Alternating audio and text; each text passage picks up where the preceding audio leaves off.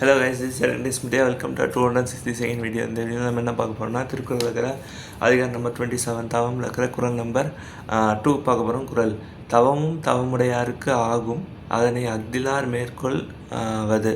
இதோட பொருள் என்னென்னா, யார் ஒருத்தவங்களுக்கு ரொம்ப உறுதியான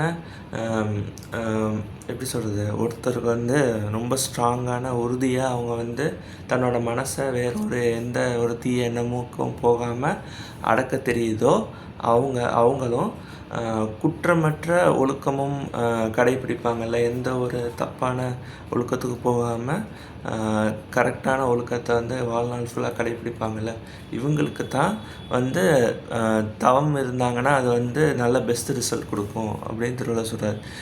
இந்த மாதிரி ஒரு நல்ல பக்குவம் இல்லாத மக்கள் சில பேர் தவம் இருப்பாங்க, ஓகேவா? அப்படி இருக்கிறவங்க அதுக்கான தவத்துக்கான பயன் எதுவுமே அடைய மாட்டாங்க. ஸோ அது தேவையில்லாத முயற்சி அப்படின்னு திருவள்ளுவர் சொல்கிறார்.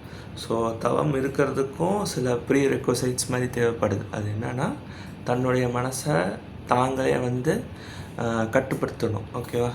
எந்த ஒரு தீய எண்ணங்களுக்கும் போகாமல், அதே மாதிரி ஒழுக்கத்தையும் கட்டுப்படுத்தணும். எந்த ஒரு தவறான ஒழுக்கத்தையும் பின்பற்றாமல் நல்ல ஒழுக்கத்தோடு இருக்கணும் அப்படின்னு திருவள்ளுவர் சொல்கிறார். நன்றி.